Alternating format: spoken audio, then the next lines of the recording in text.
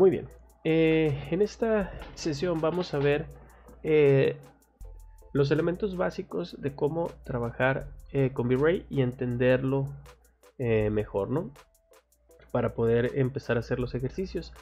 En este caso, lo primero que les va a pasar una vez que ustedes instalen el programa, cuando en la siguiente ocasión que abran SketchUp, lo más probable es que les aparezcan estas barras flotando por acá. Si se fijan, cada una pues tiene su nombre, ¿no? En esta tenemos los elementos principales de V-Ray para SketchUp, elementos de iluminación, elementos de objetos y otras utilidades varias, ¿no? que tenemos acá, como proyecciones UV y demás. Normalmente lo primero que vamos a querer hacer es acomodar esto ya dentro de nuestra interfaz de SketchUp para que se quede de esa forma, ¿no? Lo único que hay que hacer es tomar desde aquí, desde donde dice el nombre, y arrastrarlo hacia donde lo quieren dejar. Yo normalmente, esto varía de cómo tenemos la configuración cada uno de nosotros, pero yo normalmente lo pongo en la parte, como normalmente tengo acá la barra de herramientas grande, que es la que utilizo para trabajar, pues yo normalmente pongo las barras de V-Ray en la parte superior, y es suficiente con arrastrarlo hacia acá, y vamos a ver que me agrega este espacio, y ahí lo puedo dejar, puedo acomodar esto más para acá. Y normalmente pongo pues primero V-Ray for SketchUp, luego pongo las luces, luego los objetos y por último las utilidades, ¿no? Este es otro que tengo acá, este no lo van a tener ustedes por lo pronto, pero bueno, lo voy a dejar ahí porque es parte de mi configuración, ¿no? Entonces, una vez que tenemos acomodados los elementos dentro de nuestra interfaz, podemos empezar a explorar, ¿no? Voy a hacer rápidamente aquí un pequeño cubo para nada más visualizar. Voy a ponerle también aquí una invertir, crear grupo. Voy a hacer un poquito más grande. Perfecto, nada más para visualizar ahorita si se pone en la ventana de render, ¿no? Vamos a identificar algunas de las partes importantes de V-Ray. La primera, que es la primordial, la que vamos a estar utilizando todo el tiempo, se llama Asset Editor. Y lo vamos a abrir desde este icono que tenemos acá. Si se fijan, ahí aparece, ¿no? Asset Editor es el iconito como de V-Ray en una esfera. Le vamos a dar clic y vamos a ver que nos aparece esta ventanita. Y esta ventana normalmente vamos a tener, vamos a poderla trabajar de distintas maneras, ¿no? Aquí se van a concentrar todas las opciones que nosotros necesitamos. Regularmente cuando queremos mover algo de V-Ray, recordemos que V-Ray funciona como un plugin para SketchUp, entonces se incorpora todo el flujo de trabajo de SketchUp. Y eso se va a dividir primordialmente en las siguientes partes. El engranaje es la configuración del plugin o del programa, ¿no? Aquí en el engranaje yo tengo la configuración que puede ser de render, si quiero renderizar con CPU o con GPU, la calidad, si voy a activar el render interactivo o no, propiedades de cámara, el formato de salida, propiedades de animación, propiedades del entorno, el Material Override es para renderizar todo en un solo color. Y el Swarm, que bueno, en su momento veremos cada una de estas opciones. Entonces, el engranaje es para la configuración general del programa. Aquí vamos a estar regresando una y otra vez para hacer algunos movimientos. El Asset Editor funciona de la siguiente manera. Si se fijan, yo tengo dos flechitas en cada uno de los extremos. Normalmente la flecha de la derecha me va a ampliar las opciones que tengo. Y la de la izquierda me va a abrir el catálogo de materiales que tiene por defecto V-Ray. No, esto lo vamos a ver más adelante, es nada más para que sepan que ahí están. Si quiero ocultarlos, pues simplemente vuelvo a dar clic acá, ¿no?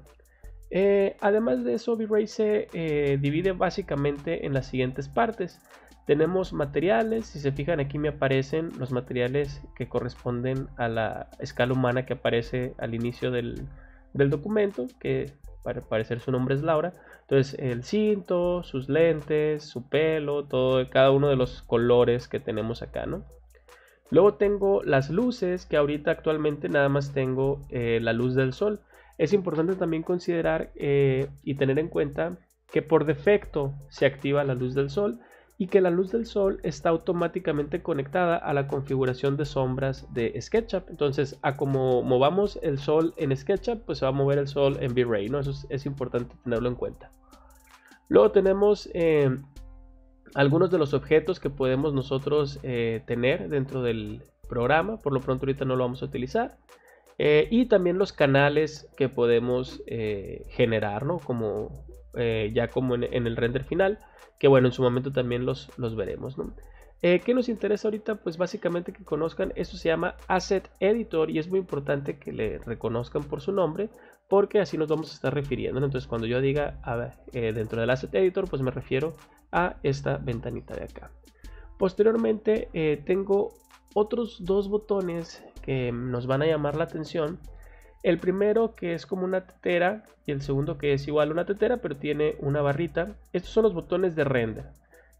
El de la tetera sola, al darle clic, automáticamente me va a abrir la ventanita y me va a mandar renderizar la escena tal y como la estoy viendo acá en mi... Si se fijan es el mismo encuadre, ¿no?, que tengo aquí en SketchUp. Y si vemos acá pues ya puedo ver las sombras, puedo ver cómo le está dando el sol y demás. Entonces esto sería el render hasta ahorita, ¿no?, que tenemos. Esto de aquí se llama Frame Buffer, como dice aquí. Y este es el cuadro donde nos va a mostrar los resultados que estamos teniendo dentro de V-Ray. Es importante que tengan cuidado porque dependiendo de la computadora pues puede ser que se tarde más o menos no solo en generar el render, sino simplemente en abrir la ventana, ¿no? A veces puede incluso hasta trabarse y demás, entonces hay que ser cuidadosos con este tema. Si yo quisiera volver a renderizar, puedo volver a presionar el botón acá o puedo, por ejemplo, a lo mejor mover el encuadre y presionar aquí en la tetera que aparece acá y me va a volver a hacer el render, ¿no? Es muy importante que si por alguna razón yo lo presioné por error, no nada más mande a renderizar y cierre la ventana si fue un error. Antes de cerrar la ventana vamos a presionar el botón de stop. Si el botón de stop está activo, quiere decir que el programa está realizando algunas operaciones de renderizado. Y si no lo sé, o sea, si no le damos detener y nada más cerramos la ventana, el programa se queda haciéndolo de fondo, lo que puede crear que pues nuestra escena y nuestro documento se vuelva muy lento, ¿no? Entonces es importante que si ya no queremos nada que hacer aquí con el frame buffer, o lo presionamos o lo activamos por error o lo que sea, pues que presionemos primero el botón de stop y luego cerremos la ventanita, porque si no pues nos va a pasar lo que les mencioné, ¿verdad? Entonces cierro acá y el de la mano lo que hace es el render interactivo, que básicamente lo que me va a hacer es que me está renderizando en tiempo real lo que veo en la escena. Si se fijan, aquí muevo pues la escena y se va renderizando. Este también tengan mucho cuidado para utilizarlo porque depende mucho de la computadora, si lo pueden utilizar tranquilamente o no, porque también depende de la escena, ¿no? Por ejemplo, ahorita pues nada más tengo un cubo, pues no causa mucho problema, ¿no? Pero pues conforme la escena vaya siendo más compleja también se puede trabar y demás, ¿no? Entonces, pero bueno, es importante que sepan para qué sirve. Y de igual manera, si ya no quiero utilizar el render interactivo, no simplemente voy a cerrar la ventana, porque miren, cierro la ventana y vean que el botón se queda todavía activo. Esto quiere decir que aunque yo no lo esté viendo, el programa está procesando de fondo. Entonces eso me va a hacer pues que mi computadora se esfuerce mucho más y que por consecuencia pues esté muy lento, ¿no?, en el trabajo que estoy haciendo. Si yo quiero abrir el frame buffer sin ejecutar ninguna acción, es decir, sin mandar a renderizar, para eso tengo este botoncito que está acá, que me abre directamente el frame buffer. Y si vemos, ahorita por ejemplo, como nada más lo cerré, tengo activo el render interactivo. Una vez que le doy stop, ya deja de ser interactivo, ya no se está trabajando y ya no se está actualizando, ¿no? Entonces si quiero abrir el frame buffer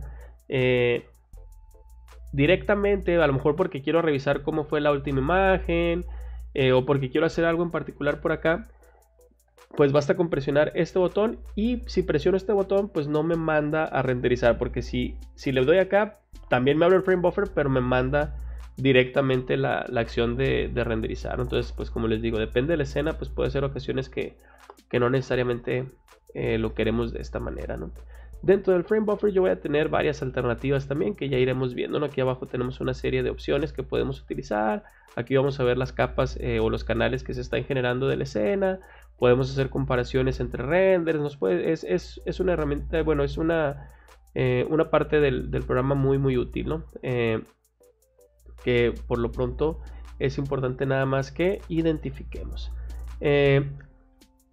Después, nada más como les comentaba anteriormente, si yo activo las sombras y muevo la configuración de las sombras, vamos a ver, lo voy a poner en render interactivo para que se vea en tiempo real. Lo vamos a ver que lo que yo muevo aquí en las sombras es de la misma manera que se está comportando el sol dentro de V-Ray, ¿no? Entonces yo puedo mover la fecha, puedo mover la hora, y vamos a ver que de esa manera se va actualizando. De hecho, como es una simulación de un cielo físico, si se fijan, también va cambiando un poquito como la iluminación, ¿no? de nuestra escena y el color del sol y demás.